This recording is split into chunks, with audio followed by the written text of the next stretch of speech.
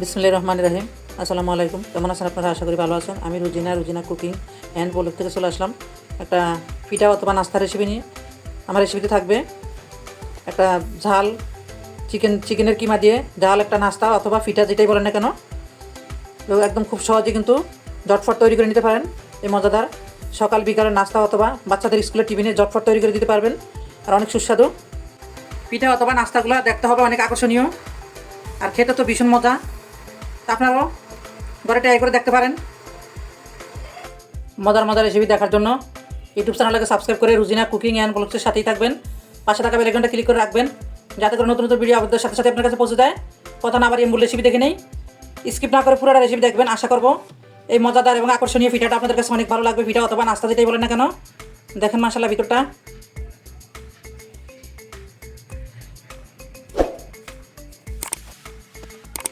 জাল পিঠা অথবা নাস্তা তৈরি করার জন্য আমি প্রথমে ডোটা তৈরি করে নিব। এই জন্য এখানে একটা মিক্সিং বল নিয়েছি। এখানে দিয়ে দিব আমি 2 কাপ ময়দা। এই নাস্তাটা আটা অথবা চালের গুঁড়া, ময়দা যে কোনো গুঁড়ো দিয়ে বানানো যাবে। আমি এখানে আজকে ময়দা নিয়ে নিলাম। এখানে 2 কাপ ময়দা দিয়ে দিচ্ছি। আমি দিয়ে দিব স্বাদ মতো লবণ। প্রথম লবণটা একটু মিক্স করে নিই। দিয়ে দিবে 1 টেবিল চামচ চিনি, দিয়ে দিবে 1 টেবিল চামচ তেল, রান্নার সয়াবিন তেল। আমি এখন হাত দিয়ে এগুলোকে মিক্স করে নিব ভালো করে। ময়দার সাথে মিক্স করে নেওয়া হয়ে গেলে এখন আমি এখানে পানি দিয়ে ডোটাকে তৈরি করে নিব। আমি এখানে হালকা কুসুম গরম পানি নিয়ে নিয়েছি। এখানে নর্মাল পানি দিয়ে ডোটা তৈরি করা যাবে, তো হালকা কুসুম গরম পানি দিলে যেটা হয় মানে পিঠা অথবা নাস্তাগুলো সফট থাকে, বেশি একটু নরম থাকে।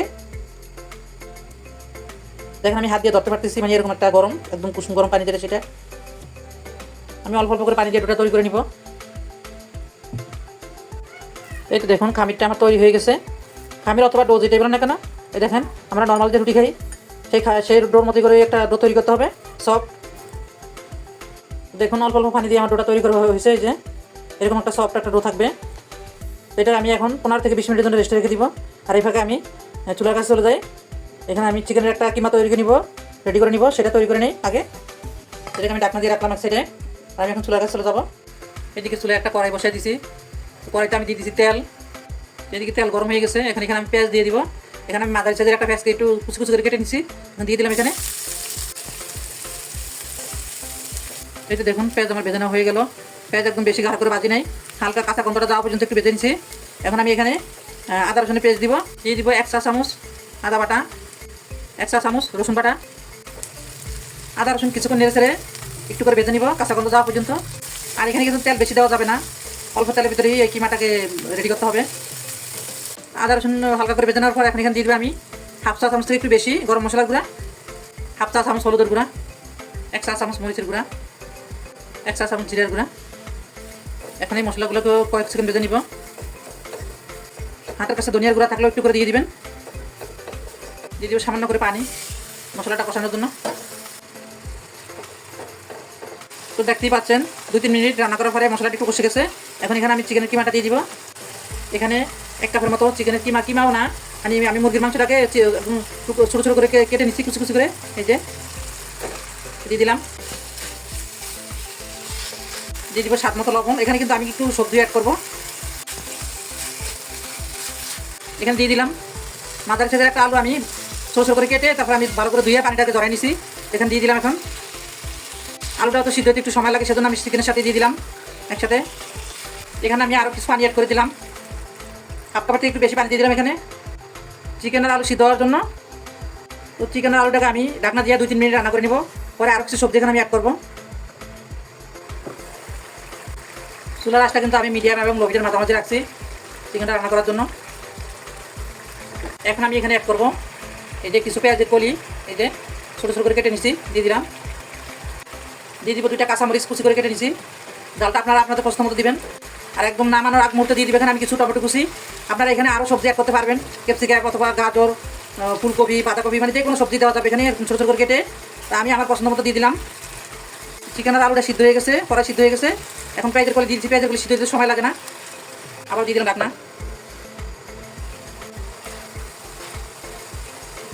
কড়াই হয়ে গেছে, চিকেনের কিমাটা রেডি হয়ে গেছে। এখন আমি এখানে নামানোর আগ মুহূর্তে দিয়ে দিব কিছু টমেটো কুচি। এটা এখানে মাঝারি সাইজের একটা টমেটো আমি কুচি করে নিছি, এখন দিয়ে দিলাম এখানে। আপনারা টমেটো না দিলে এখানে টমেটো সসটাও দিতে পারবেন। টমেটো কুচি দিয়ে আমি নাড়াচাড়া করে আবার ঢাকনাটা দিয়ে দিব। দিয়ে আমি এখন ঢাকনাটা দিয়ে দিলে 2 মিনিট থাকলে পানিটাও শুকিয়ে যাবে আর টমেটোটাও সিদ্ধ হয়ে যাবে।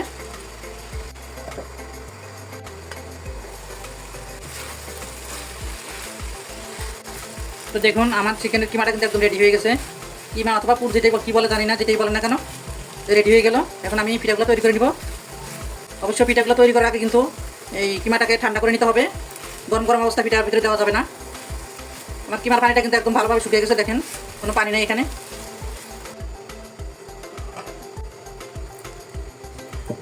এদিকে ডোটাও কিন্তু সফট হয়ে গেছে।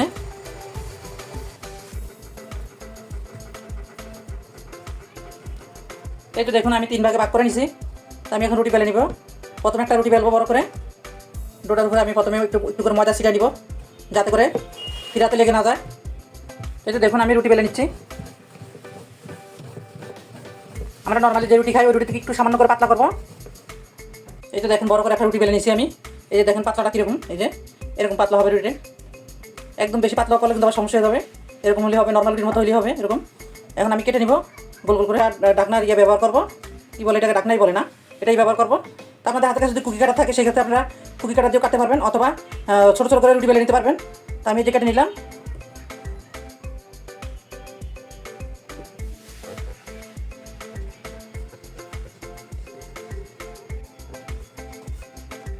এই তো পিঠাগুলো বানানো আমি দেখাই দিচ্ছি। আপনারা ডিজাইন দিয়েও বানাতে পারবেন, অথবা ডিজাইন ছাড়াও বানাতে পারবেন। তো পুরো অথবা কিমাটা আমি দিয়ে এই যে সমান করে বসাই দিছি। আপনাদের পছন্দ মতো কম বেশি করে দিতে পারবেন, একটু কমাই দেওয়ার চেষ্টা করবেন। এখন এই যে সাইডে দিয়ে আমি একটু করে খালি রাখছি, এটুকু আমি একটু পানি দিয়ে একটু ভিজিয়ে দিব, যাতে করে সিল করতে সমস্যা না হয়, ভালোভাবে সেট করা যায় পিঠাটা। এই দেখুন পানি দিয়ে এখন আমি আরেকটা রুটি নিয়ে নিছি। এটাকে আমি একটু সামান্য করে একটু টেনে দিব, একটু হালকা বড় করবো করে আমি উপর দিয়ে দিই। এই তো দিয়ে দিলাম উপরে, সমান করে দিয়ে দিব চারিদিকে। একটু আপডাউন থাকলে সমস্যা নাই, সামান্য। এখন এই সেপে আমি সিলটা করে দিব, ভালো করে সিল করতে হবে যাতে করে খুলে না যায়। এখন এই যে আমি কাঁটা চামচ নিয়ে নিচ্ছি, এটা দিয়ে আমি একটা ডিজাইন করে দেখাই দিই। এভাবে চারিদিকে ঘুরে এভাবে করে নকশি করে নিব আর কি, ডিজাইন করে নিব। এই যে দেখুন করে নেওয়া হয়ে গেল। এখন আমি যে একটা ছুরি নিয়ে নিয়েছি, এই যে আমি একটু করে এই যে 1 ইঞ্চি গ্যাপ রেখে রেখে এই যে এইভাবে ফাঁক করে করে কাটবো, একটু করে 1 ইঞ্চি গ্যাপ রাখবো। এই মেজারমেন্ট তো কম বেশি আমরা সবাই বুঝি, তাই না? এই যে এভাবে করে চোখের আন্দাজ করে একটু করে কেটে নিলেই হবে, ফাঁক করে এইভাবে।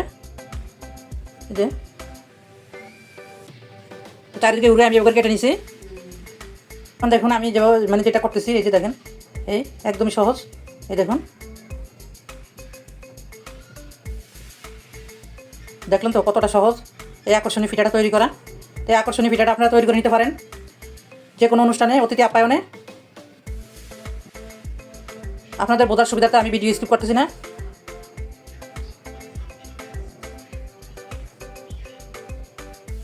মাশাআল্লাহ দেখুন কত সুন্দর একটা পিঠা হয়েছে। পিঠা অথবা নাস্তা যেটাই বলেন না কেন, দেখেন কতটা আকর্ষণীয়। তো আপনারাও চাইলে খুব সহজেই তৈরি করে নিতে পারেন এই পিঠাটা। আমি আরেকটা দেখাই দিব, এটা ডিজাইন ছাড়া করবো।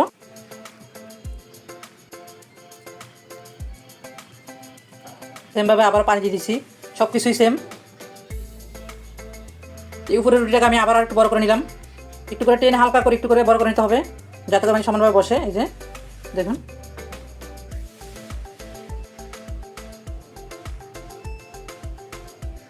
এটাকে আর আমি কাটা চামচ দিয়ে কাটবো না, এটাকে আমি এই যে ছুরি দিয়ে একটু কেটে নিব, ওইটার মতো করে, প্রথমটার মতো করে। এই যে সেম 1 ইঞ্চি ভাগ করে করে আমি কেটে নিব।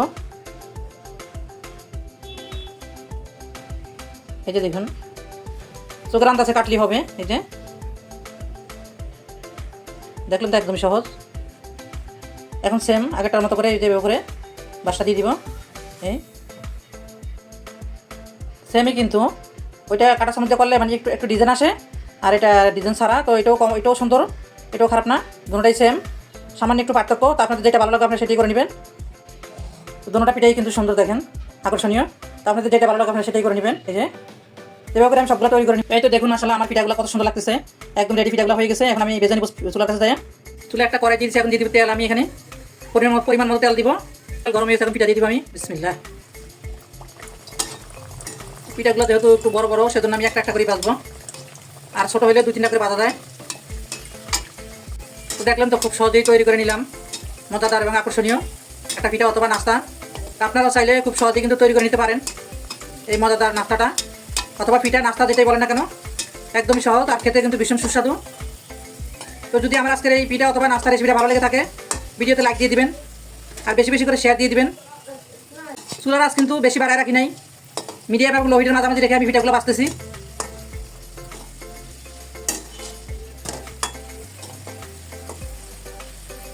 তো এই মধ্যে পিঠাগুলো আমার ভাজা হয়ে গেছে। সময় দিয়ে রেসিপি দেখার জন্য ধন্যবাদ। যে সকল আপুরা ভাইয়ারা আমার চ্যানেলটাকে সাবস্ক্রাইব করে দিয়েছেন তাদেরকে অসংখ্য ধন্যবাদ। আর যারা এখনও করেনি প্লিজ আপনাদের কাছে অনুরোধ রইল চ্যানেলটাকে সাবস্ক্রাইব করার। রেসিপিটা আছে পর্যন্ত, দেখা হবে নতুন কোনো রেসিপি নিয়ে পরবর্তী ভিডিওতে। সেই পর্যন্ত সবাই সুস্থ থাকবেন, ভালো থাকবেন। আল্লাহ হাফেজ, আসসালামু আলাইকুম। পরিবেশন করার জন্য একটা প্লেটে নিয়ে নিব। দেখেন মাশাআল্লাহ পিঠাটার ভিতরটা কতটা লোভনীয়, কতটা জুসি। এটা খেতে কিন্তু অসম্ভব মজার।